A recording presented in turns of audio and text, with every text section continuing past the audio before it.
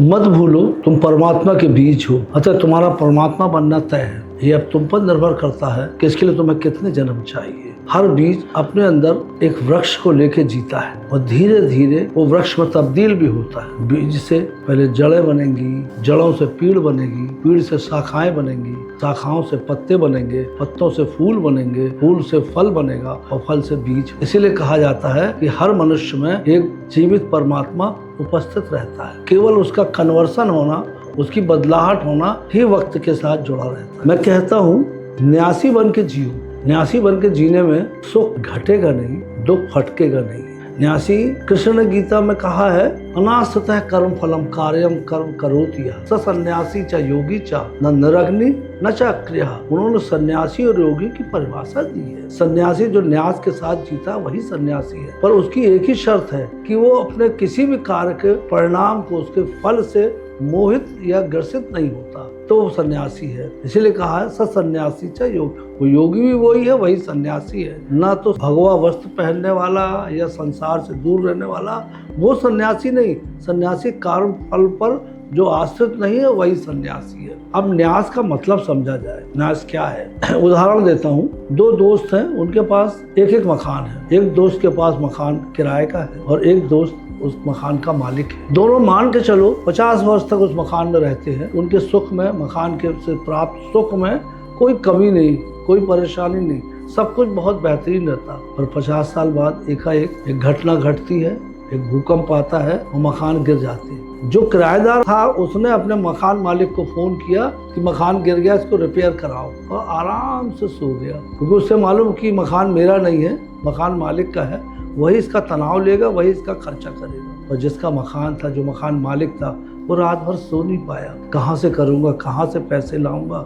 यही न्यासी में और सामान्य व्यक्ति में फर्क है। हम कार खरीदें अपने उपभोग के लिए, पर जैसे हम उसका मालिक बनाने के अपने को घोषित करते हैं और वैसे ही हम फंस जाते हैं, उस चक्कर में टकरा जाते हैं। क्योंकि जब भी आप मालिक बनेंगे दिक्कत आ जाएगी। एक बार एक चील अपने मुंह में मांस का एक टुकड़ा लिए उड़ रही थी और उसके पीछे 10-12 चीलें उस पर हमला कर रही थी। वो उनसे बचते हुए कभी यहाँ जा रही थी, कभी वहाँ जा रही थी। थोड़ी देर बाद देखा लोगों ने कि चील एक जगह शांत बैठी है और बाकी चीलें भी दूर दूर बैठ गई, कोई उस पर हमला नहीं कर रहा। उसने पूछा गुरु से, गुरु ऐसा क्यों? अभी तक तो सारी चीलें उस पर हमला कर रही थी और अब नहीं।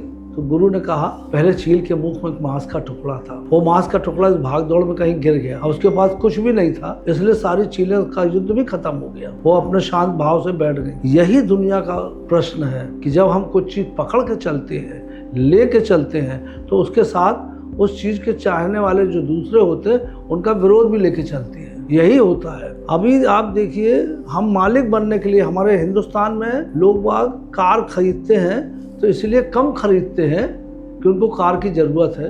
इसलिए खरीदते हैं कि उनको लोग कार वाला समझें, समाज में उनकी शायद इज्जत बढ़ जाए। अमेरिका में तो ये प्रचलन में है कि एक कार वाला गरीब होता है, वहाँ अधिकांश लोगों के पास 2-2 कारें होती हैं। ये एक सिस्टम बना हुआ है।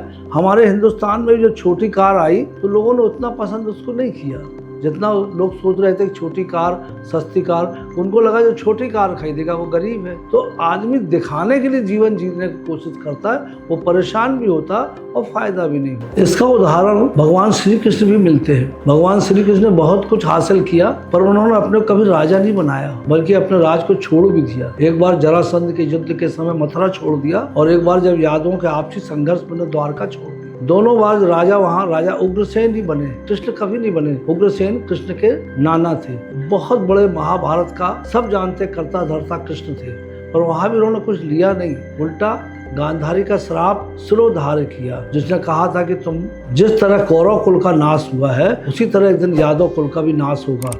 कृष्ण ने सिरोधार्य करके उनके श्राप को भी स्वीकार कर लिया। इसीलिए कृष्ण को लोग भगवान मानते हैं और सच में वो भगवान तो थे।